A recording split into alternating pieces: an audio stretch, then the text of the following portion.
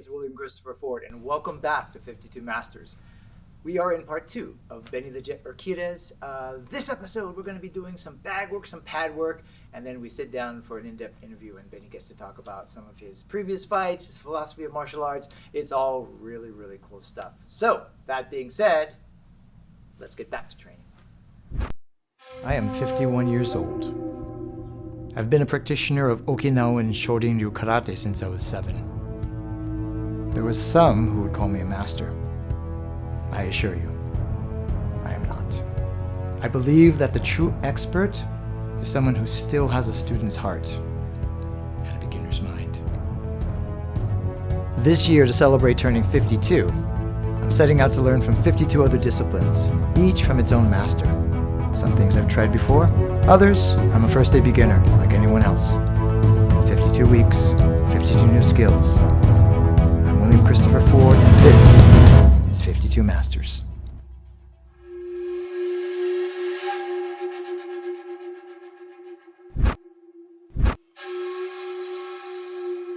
Because my approach is different to the art of war. Hey, I'm talking about mental warfare, physical warfare, spiritual warfare, character warfare, all have energy attacks. Okay? And that's what I'm here for. And they say, well, how do you get rank? Hey, and they're saying, well, how long, how much time? I said, how bad you want it, what are you willing to do? There is no time in Yukido-kan, because Yukido-kan means a way of life. There is no time. It is what it is. How bad you want it, what are you willing to put into it? Yes, sir. Okay? So that's what you're getting into. Today is about what are you feeling, what you're doing. It's not like, okay, I'm taught this way. I said, don't compare. Okay? Don't compare what you've been doing and what you're going to do. All it is I'm adding to what you already know. So you can get out of your head saying, well, I've been taught to do this. I said, no excuse needed. Okay? You've been taught that? That's great. Let me add a different approach of what you've been taught. So you don't have to get in your head, well, I've been taught like this, so that's why. I said, why are you making an excuse? Because it's not happening for you. No excuse needed. This is about teaching your body what you want. If it doesn't understand it, you're teaching it a new way. Yes, sir. Right? Yes, sir. That's what Yukido-kan's about. Hey, pick a bag. Hey, pick a bag. Okay, so the first round, we're doing a jab bag. That means with your left hand only. You step in, jab, left hook, left uppercut, left hook, boom.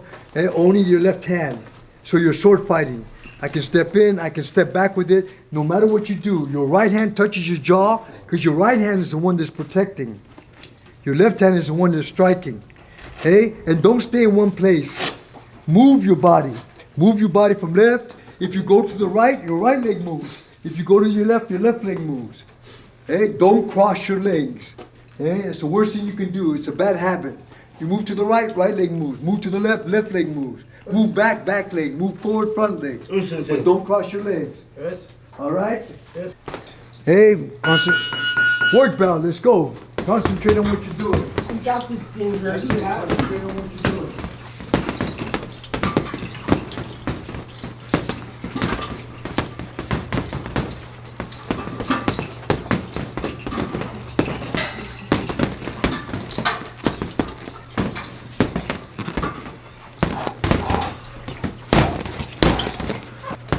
Okay, shattering jab means your whole body hits it and let it shatter.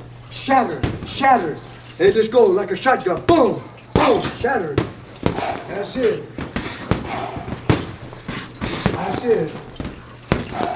Shattering impact. Let's go, shattering impact. Work it. 30 seconds. Let's go, 30 seconds. Sword fight with that left hand. Moves.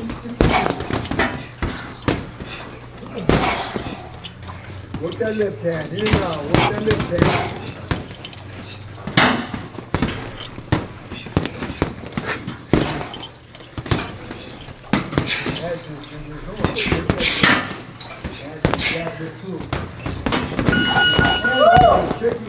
somebody come with me. Okay, there you go, big gloves. Okay, next bow. I want rhythm bow, okay? I want a rhythm bag. Ba ba ba ba bang. That means 1, 2, 3, 4, and then you use power. Ba ba ba ba bang. Ba ba ba ba pop. Ba ba ba ba pat. Ba ba ba pop pop pop. Ba ba ba ba. I want the first rhythm. Ba ba ba ba. 1, 2, 3, 4. Go. Rhythm bag. All right, work that jab. Look at me. Work the jab. Jab. Jab. Jab. Don't take your eyes off. Jab. Jab. Jab right cross. Jab right cross. Jab right cross hip toe. Jab right cross hip toe. The angle. You leave me with the left hook. My bill was here. I'm here, 45-degree angle. Jab right cross hip toe. Okay, so yeah, jab right cross hip toe, right cross. Hey, work that jab. Hey, work the jab. Jab. Bob. Bob left, don't just bob. Bob right. Bob left. Bob right. Bob left, left hook to my body. Hey, bob right. Overhand right. Hey, ready? Big forward jab. Big forward jab. Big forward jab. Knee back right cross. Ready? Big thumb jab my body. That's it. Big thumb jab my body. Big thumb jab my body. Overhand right. Okay? Overhand right means right over my shoulder. Big thumb jab. Stop. Hit my body. Stop. Now from right there, I want you to go right over straight. Right over my arm. That's it. Ready? Big thumb jab my body. Overhand right. Okay, that's it. Hit the glove. Yes, sir. Work the jab. Yes, sir. Jab. Jab. Shovel back left hook. Shovel back left hook. Hey, ready? Right uppercut left hook. Right uppercut left hook. Hey, make him shorter. Look at the angles. Hey, again, go. Come back with the right cross. Uppercut, uppercut, left hook, right cross. Again. Uppercut, left hook, right cross. Come back with the left hook. Uppercut, left hook, right cross, left hook. Again. Ready? Go. Hey, weave, weave, weave, weave. Left hook to my body, right cross to my body. That's it. Right cross to my body, left hook to my head. Hey, come back with the right cross. Hey, work that jab. Jab. Parry. With your right hand, parry. Parry. Parry jab. Parry jab. And hold. Switch. Somebody else. Good job. Switch bags. Hey, switch bags. Okay, this next round is a dance bag. Okay, you're punching and kicking, dancing. Got boom, boom, you're moving around. Kick, kick, knee, whatever you're doing, it's a dance bag. Means you're constantly moving while you're striking. Do not stop and strike, move and strike. Hey, dance bag, let's work it. Go! Work bag, let's go. Work that jab. Work the jab. Work the jab. Jab and cross. Jab and cross. So, you can see the internal is about getting out of your way. That means getting you out of your comfort zone. To get out of your comfort zone means get out of your way. That's what this is about. Learning to get out of your way. That's a way of life. Hey, most people get in their way. Okay, it stops them from doing what they want to do. Okay, so that's what this is about. Internal. All right, let's go. Very good. Right across. Right across. That's good. That's good. Jab. Right cross. Right cross.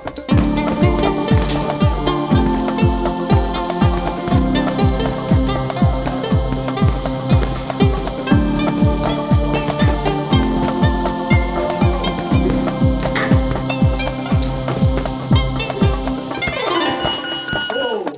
Switch! Somebody else come to me. Hey, find a different bag. I'm here to open your eyes. Warriors of the light means I can see what's in front of me.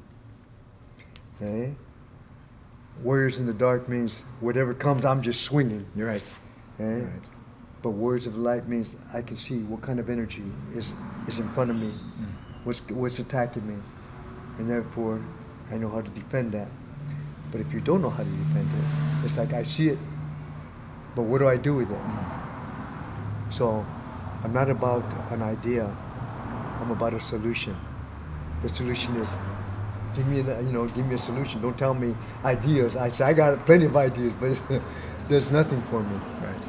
Give me the solution. So in class, people looking for a solution. That's life, isn't it?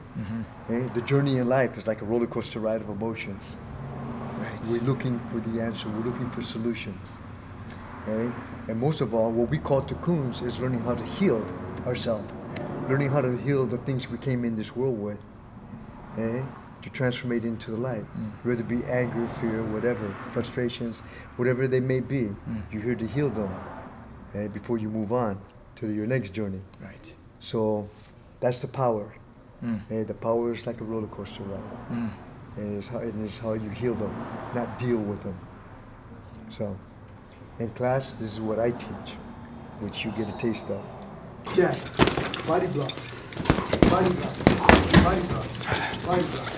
We get down, straight up. Boys. All right, we're running. Let's go. As you're running, take your gloves off. As you're running, take your gloves off. Okay, take your gloves off as you're running.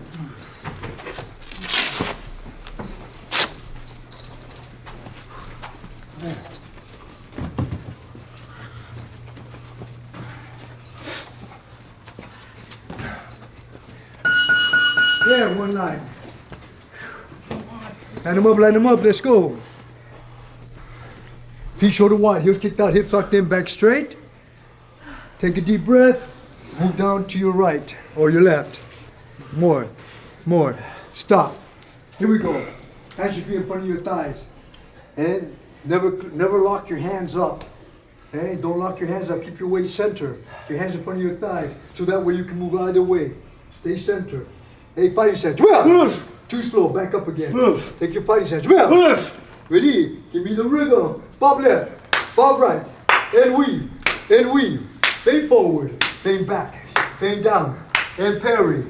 Body block left. Body block right. Leg check left. Leg check right. Redirect left. Redirect right. Jab. Right cross. Left hook. Right uppercut, left uppercut, back elbow, front elbow, back knee, switch knee. Ready? Ball kick, front ball kick, round kick, front round kick, side kick, front side kick. Spinning back kick, aim spin, look over your right shoulder, rub your knees together, kick, snap back, step left, pivot back right. Front spinning back kick, front crossover, aim spin, look over your left shoulder, kick, snap back, step out with your right. Nice, step to your position. Feet together, cue ski. Mouthpiece out, put it to the side.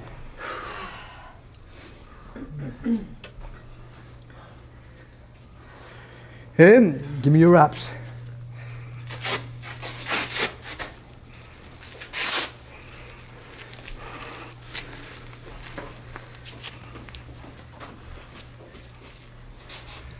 Just give me the end of your wraps. Okay, you hang on to the other side.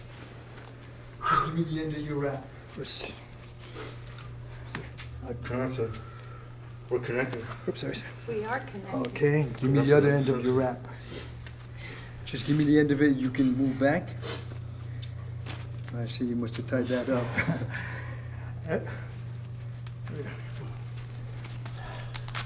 Okay. What does this mean? Connection. Connection. That's it. It's the connection between your energy and mine. Hey, you're the spokes. I'm the hub. We're the will that makes it move. Oof. Hey, we move this together as one. Oof, Yes. All right? So, 5 rules is just put in your mind and body. Listen, create. You Quick say. report. Flex. Hey, listen, create. Quick report. Reflect. Listen, create. Quick report. Reflect. Okay, balance. Trust on your weight. Center your Hey, posture creates. Good vision to focus. Coordination means. Making Make your weapons work as one. Self-confidence is. Know you can do something even though you never tried it, Sensei.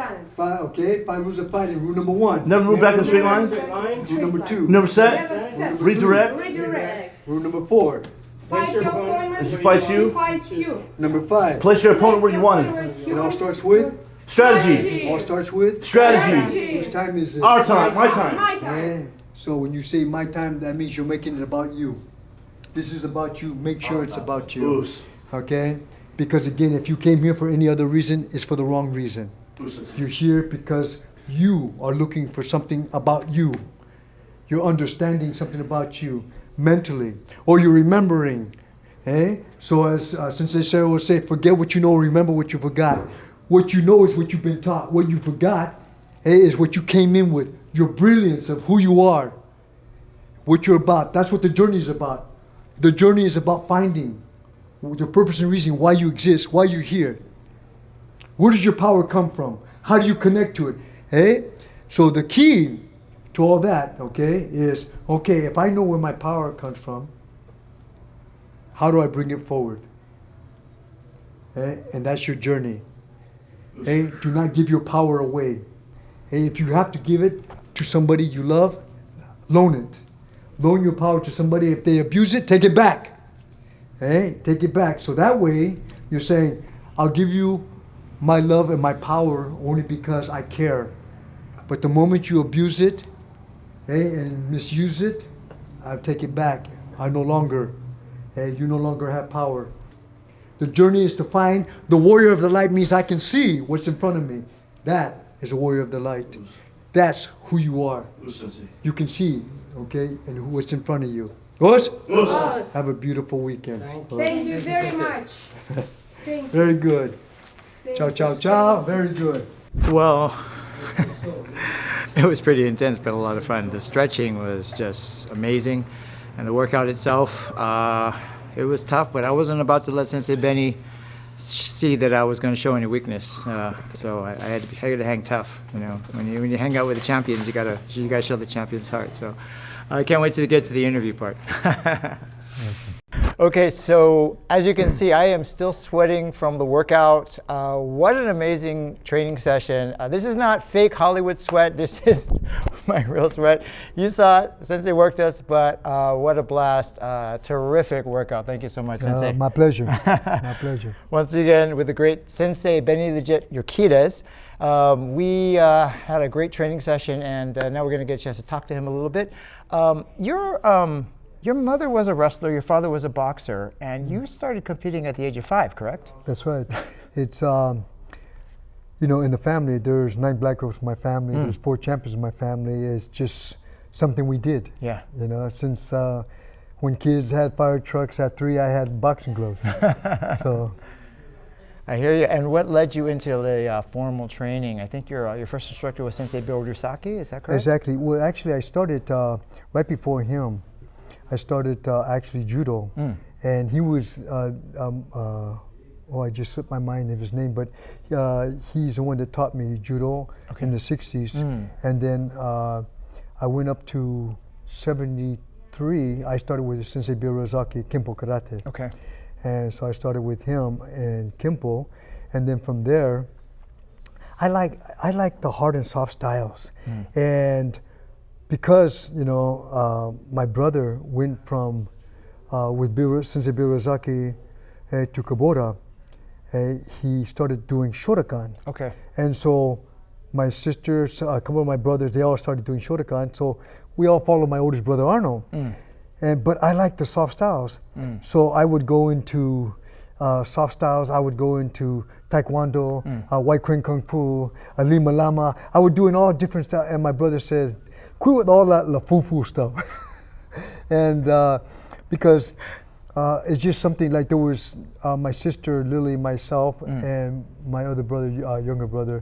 We were all more open to hard and soft styles, but most of my other families were into the hard styles of Japanese system. Got it. So Sensei, when you were training under Sensei Rusaki, is that when you started competing in the I like to, you know, I'm saying non-contact karate, but everybody knows that point karate back then was contact. It's just, that's right. You didn't have gloves. But were you competing at that time under Sensei Rusaki?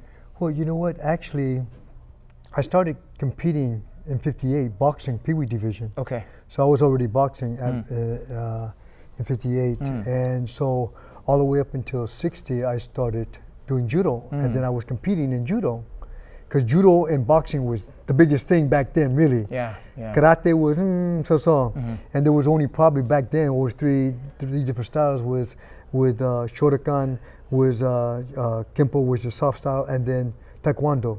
It was like, those are the ones that were popular back then. Yeah. So I was boxing and doing judo, and then when I started with Sensei Bill Razaki, back then, there was no such thing, the tradition back then, there was a code of honor between warriors. but it was hard. It was hard. I mean, you know, the technique, they didn't give you like, okay, you can't sweep, you can't grab. I mean, everything went back then on concrete and wooden floors. Yeah. And so, I mean, we were slamming on wooden floors, but because of that, it taught me what I call glazing to carry water. The glazing of the impact taught me to carry water means to not let my emotions go. Now in 64, my mother always used to talk about, she was very internal, very spiritual. And my father, my mother American Indian, my father was from Spain, you know, and very macho, boxing, you know. So he was very external, my mother was very internal. So my mother always used to tell me about internal training, internal powered. I never understood my mother, but my mother always used to tell me, you would be the one. I said, I'll be the one what? She said, you're the one that's gonna pay the way. And I said, well, why me? Why not my oldest brother Arnold? Why not them? My mother used to say, you would be the one. And so he says, you're special. And I said, all my brothers and sisters are special. She said, yes, they are. But there's something about you that will actually make a difference. I said, okay. Now, I never understood that. But in 64 at the internationals, Bruce Lee was doing a demonstration. Right. And he had this guy, 250 pounds, with a metal plate on his chest in a cover position. And Bruce Lee had his fingers on the metal plate. So I went close to the ring and crossed my legs, and I'm watching, and I'm listening to him about how he generates this internal power, and how he would talk and is demonstrating the 4-finger strike. Now, at that time, I said, my mother was talking about internal, but for some reason, because he was physically doing what he was saying, it made more sense. I start to understand. And he went, woo, and he went, boom, hit this guy. This guy went flying back, hit the chair, went over the chair. I jumped up, I said, I want to do that. So he was my inspiration. Wow. And I told my brother, oldest brother, can I spar with him? Oh my God. And my brother said, you don't have enough experience. So I started beating every tournament there was. I went to every tournament. I would take first place and grand champion. Because then I said, okay, now can I? He says, you don't have enough experience. So then they were having this was the Elvis Presley team. They were getting everybody from United States to represent Elvis Presley team to go to Europe. So I competed everybody that there was, and I was the youngest and the smallest. And I was just turning 18. Wow. And so I became on the Elvis Presley team, the youngest. So we went to Belgium, we went to England, we went to, and fighting. And after I came back, I beat everybody, because everybody was saying to me, who's gonna fight Lemons? Now Lemons is the #1 in Belgium. He is the powerful one. So they're all saying, who's gonna fight him? And I said, I'll fight him. And they all looked at me and they said, okay. In other words, they looked at me like, okay, you be the sacrifice slam.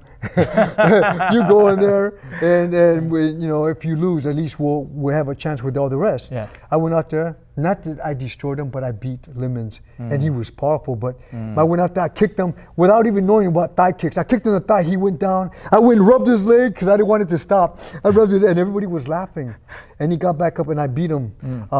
And so then we went on, we beat the team, and we went on to England, and we came back. I told my brother, now can I spar? I beat everybody there was. Can I spar with him now? And my brother said, you still don't have enough experience. I said, okay. So I started boxing professionally. Hey, so I started winning, and I was Bobby Chico and Randy Shaw. I was bobbing. I just wanted to go out there and show that I wanted to spar with him. So I started, and I was just turning pro, and then full contact karate came in. Right. So that was in '73, and they were saying, my brother said, he said, you want to fight full contact? I said, what's that? And this was, so, and he said, well, this is karate to the knockout. I said, and I won't get disqualified? He said, no, it's to the knockout. But I won't get disqualified? And so I couldn't get it in my head that it was to the knockout. Right. So I go to Hawaii, Blinky, my other brother, and then Smiley, my younger brother, and I, and my brother Ruben. We all went to Hawaii. So my brother, so I knocked out 7 people in on Friday. The first time I knocked him down and he couldn't get up, I was looking to see if they're going to disqualify me, and they lift my hand up. I said, "All right, I didn't get disqualified." So I stopped 7 other people, and then on Sunday, I was supposed to fight 4 more times. So Blinky, my younger brother, lost, but Blinky and I, there's 4 of us left. After we fought the second time, I ended up fighting Bernice White. I fought him. I beat him. He was a Marine champion. And strong, but I ended up beating him. And then Blinky fought Dana Goodson, which is 6'2", 245 pounds. And I told Blinky, he's the favorite. If you can't knock him out and stop him, you're not going to win. So hurt him for me. So Blinky went the distance, and so I ended up, because they didn't want me to fight my brother-in-law. They wanted to see David and Goliath fight. Right. So I ended up fighting Dana. And I beat Dana. I stopped him in the 4th, and that was my first title. So I came home and I told my brother, now I can fight Bruce Lee. And then Bruce Lee passed away. And so I never had a chance to really spar with him, but he gave me my inspiration to actually prove myself that I was good enough to spar with him.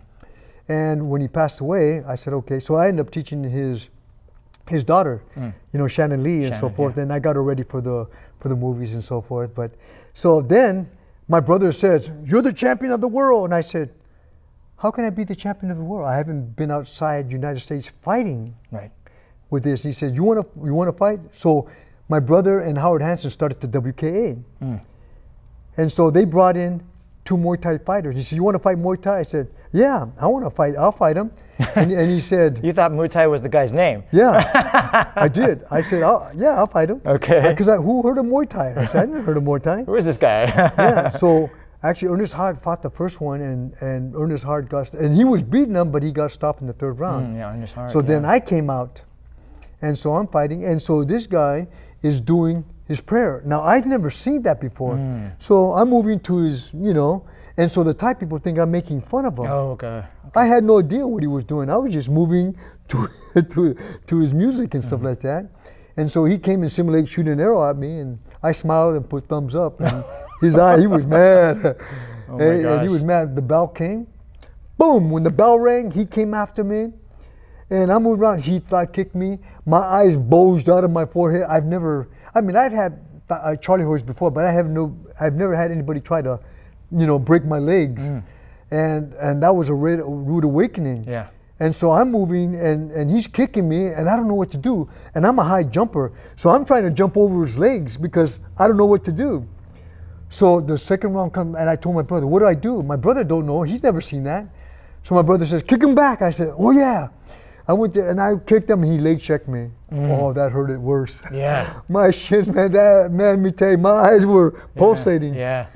And so I started moving around, and then I see in the corner, they're spraying stuff on his legs. I had no idea what it was. It was like numbing spray, but I didn't know what it was. So 3rd round came, and I'm going up there, and I'm boxing him. I'm a good boxer. I'm kicking him, and I'm doing spinning kicks and all this, and he clinches me. And he's throwing me like a rag doll, kneeing me, elbowing. Now all the Americans are starting getting pissed off now because they think he's cheating because nobody's seen that before. So he's clinching me, throwing me around, elbowing me, kneeing me, this and that. And I'm blocking because I don't know what else to do. Yeah. So I told my brother, what do I do, man? I don't know what he's doing. He's got my neck. He says, "Don't let him grab you." I said, "Great." I said, "Okay." So he started to grab me again. I'm moving, slipping, boom, but he just ran. He took my shots, grabbed onto me, and I'm a good judo man, so I actually went between his legs. I picked him up, and I threw him on his head. And in my mind, I said, "I'm gonna break this guy's neck." I threw him down, boom, he got back up. He came after me again, grabbed me again. And I'm blocking, I threw him again. So now all the Thai people think I'm cheating because they never seen that. Right. So I'm throwing this guy in his head left and right, and this guy's elbowing me. By the 9th round, now the Thais, they bet by who's gonna win the round, not who's gonna win the fight. Who's gonna win the rounds. So by then, my brother, actually Chuck Norris and stuff, they were betting by the round, and Chuck Norris would, because they didn't know how to score that. And I'm kicking, punching, moving, so they're scoring me, and all he's doing is clinching me and knee me, so they're not giving him much points. So I was beating him left and right. Yeah. And then in the 9th round, you know, it's like Chuck and they were saying, pay up, man, you know, come up. And then a riot started. Yeah, right. It went up the ring, around, like a wave. It started fighting. The Thais and the Americans started fighting with each other. I stop. I jump on the ring because my mother, my sisters are there, and I see my brother escorting them out because everybody was fighting. Helicopters came and all this. Now this is the beginning between Muay Thai and American. So that was the first time. So in Japan, they wanted to know who is this American. Yeah. Just fought this Thai, and so I got an invite to go to Japan, and I fought Suzuki. And so I'm wearing long pants, and they're saying, you have to wear shorts. I said, I'm a traditionalist, I wear long pants. And they said, you have to wear shorts. And I said, I'm not fighting. So they thought I was going to get knocked out anyway, so they said, okay, wear the pants. So I had my red pants on, I'm a traditionalist, so I went out there, and I ended up stopping Suzuki, I think in the 5th. And after that, I was the first American to take their title. I took the rank. So they had me come back to fight the one that just retired, Okao, undefeated, this and that, powerful. Yeah. So I didn't see him in the weigh-in. And I said, well, where's my opponent? I didn't see him in the weigh-in. But when he came in the ring, I told my brother, that he is not 142. I said, look at those legs. I said, that's 142 pounds on each leg, man. I mean, this guy's leg was huge. Yeah. And I said, my brother said, so what do you want? I said, I'm here, brother. Let's fight. So I went out there and we started, and my brother kept on saying, watch out his legs, man. He's powerful with his leg. Watch out for his legs. It's the first time I've ever looked at anybody's legs. I looked down at his legs, and he hit me with an overhand right, and I went down, boom. I looked at him, I just smiled, I said, okay, now I know what time it is. Yeah. I got up, and so then I said, nice shot, man. I said, do it again. In my mind, do it again. And then the bell rang, and my brother said, you okay? I said, brother, I know, don't worry. You got it. I got him. I know where he's at. And this guy was strong, powerful. Okao, man, he just came, I mean, throwing bombs, kicking, this and that. But by then, I had a good opportunity fighting this Thai. I went and saw the film, how this Thai, and that's when I started making shin guards. Shin guards, right. Hey, and stuff like that, because when I was doing it with my brother, I said, man, my shins were killing me. You went to the shoe store, right? I went to a shoe shop and actually had some shin guards made for me with Velcro. Right. And then even with my gloves, I took and they put Velcro on my gloves. So that's where it all started from. Started doing Velcro shin guards and gloves. And even my wraps, I started, to putting Velcro on my wraps. Right. So that way I didn't have to tie or anything, or you ever seen those metal clips that you put? I used to scratch me. So I had them put Velcro on my hand wraps. I used to get them from Mexico City anyway. but anyway, and then the rest is history. Yeah. After fighting Okao, coming back, then they kept taking me back to Japan. Why? Because they said sooner or later I'm going, so they started bringing outside fighters to come in, and so I was fighting for Japan. Then they came up with the comic books and the movies. Like gunslinger mentality, right? Where they it's like, okay, but let's bring up another one. We're going to take this guy down. But I remember reading about the comic books, and you were kind of a folk hero out there. That's really cool. So how they justify me, because I was the first American to go into their celebration where all the young celebrate, and we were carrying a shrine, and this shrine, there was a little kid giving commands, and so we would hold this, and it must have been, I don't know how many tons where this shrine was, but there was a lot of us on it, and you would only move 2 inches at a time, like this. Hey, it was like a dance going around, and then they had guys that they would say, horse, and you would get out and the other one would train, but I didn't want to do it. I said, so they would say, horse, and I would shake my head. I was determined to go all the way around. My shoulders were bleeding because I didn't want it, but everybody else was trading. I said, no, I'm going all the way. I don't care. And I made it all the way around. So after that, they called me the samurai, and so they made me a samurai suit, samurai sword. Right. And, from that point, they said I was, in my ancestry, I'm samurai. I have Japanese in my system. Interesting. And You know, one of my my favorite fights of yours was against Howard Jackson. You know, and it looks like he was kind of dominating you for those first 2 rounds, Yeah. and then you got on the inside, and I watched the tape, and you did this hook that was just so short, but you caught him, and he was stunned, and then that's when you were able to finish the fight, and it's still one of my favorite fights. I met him also many years later, and he was very nice to me. beautiful man, Yeah. beautiful heart, beautiful soul, an incredible warrior. Yeah. Incredible warrior. Yeah. So he said, I want a rematch. I said, you got it. I said, you got it. Hey, you know, let's make some money. Let's go out there and do it again. Yeah. And so we were going to fight again, and then, Just didn't happen. yeah. So he got sick, and one thing led to another. And Yeah. so, but you know what? Anybody that challenged me, I said, you know, if you challenge me, I'll come to your hometown, your country, wherever. I'll fight you under your rules. I'll fight you with your own judges. I don't care. I said, Yeah. if you challenge me, I'll come to you. You don't have to come to me. If you challenge me, but you have to be a worthy challenge. Because everybody would want to challenge me. Right. But I said, you have to be a worthy challenge. Right. If you're the best in your country, the best in your city, the best in, I said, I'll come to you. You know? Yeah. And just play a physical game of chess. Right. To me, that's what I was doing. I wasn't, see, to them, they play checkers. They'll take one hit to give one hit. To me, I don't like taking in and give the 4, 5, and 6. I hear you. I wanted to tell you also that one of my favorite movie of yours is actually Grosse Point Blank with John Cusack. Yeah. I saw that fight, and I'm like, that is one of the most realistic fights I had ever seen. It's still one of my favorites. I watched it again before I came here, and just a really great job on that. And he's your student. Yes. It's all him and you, That's and right. you guys are just doing this Well, amazing see, first fight. of all, he knows that he can hit me. And he knows that, and so I told him, how real you want it, you know. Because he knows I have great control. Yeah. I said, how real you want it? He said, he looked at me, smiled, and I said, you just answered me. So when I was choreographing, I said, okay, we're gonna make this real. I said, I'm gonna take you to the streets. I said, I'm supposed to be a hitman. I'm gonna take you to the streets, Johnny. And he says, I'm with you. I'm with you. And we went at it, let me tell you. It doesn't look choreographed. You know, that's the thing. It looks like, you know, like, wow, these guys are really fighting. The reason why you choreograph it is because that way you can change cameras for the different angles. That's the only reason why you choreograph. Right.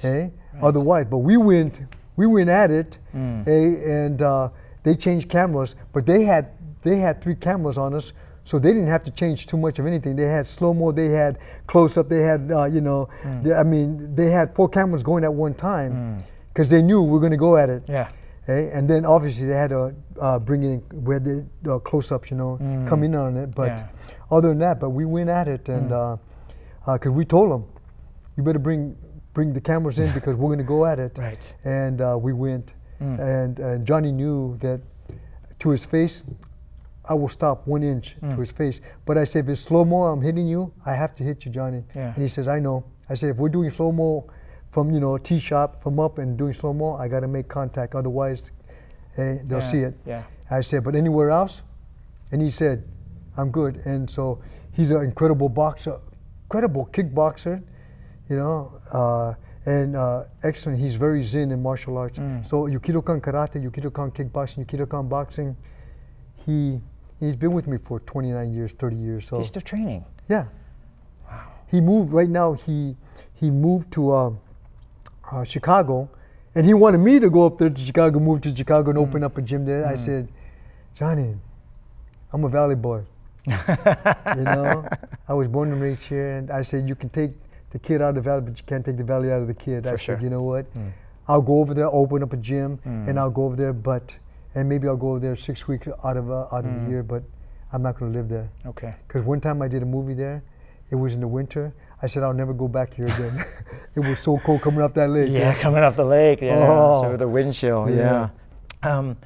So the question that I ask every one of my guests is, if you were to be having one last class and you wanted to impart one lesson to your students, you're gonna, whatever it might be, what would you teach them to be your legacy?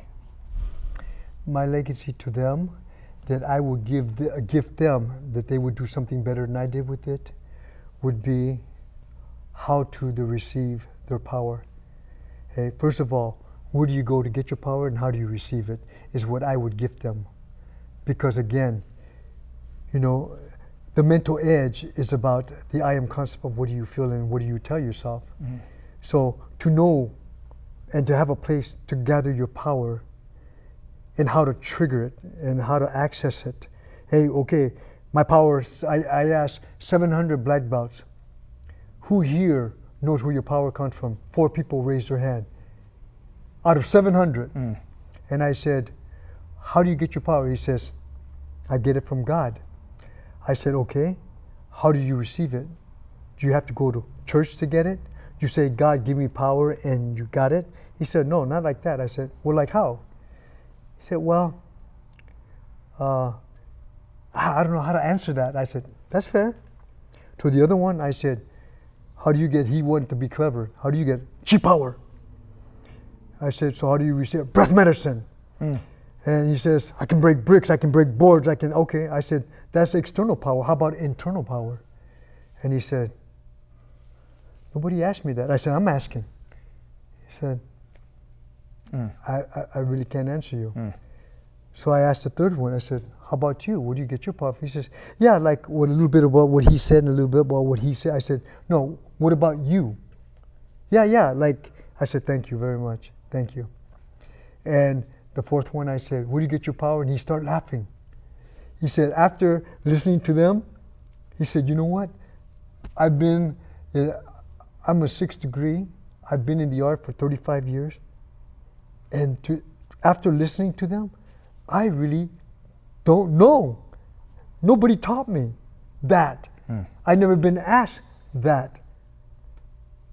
And I said, so what were you going to say? He says, well, I was going to, after listening to them, I was going to say something like that. But he said, after I heard what they're saying, he says, it doesn't sound like you can get it like that. It was like a memorize something that you work on externally. But he said, internal power. I said, yeah, just like a woman. Her kid gets trapped underneath the car. She's picking that car up without thinking. Where did that power come from? How did she lift that car to get her baby from underneath that car? How did she do it? Where did that power come from? That's called the mental edge. So if I was going to leave that class a gift, I would leave them with that. How? Hey, where do you get your power from and how you receive it? Because that's the journey that we all ask for. That's the journey that we're all looking for. What's our purpose and reason why we exist? What are we doing here? What, to make money, have kids, and that's it? They have no idea their journey, if that's what they're thinking. I'm here to make a lot of money, get married, have some kids, and that's it. And I said, really? That's it?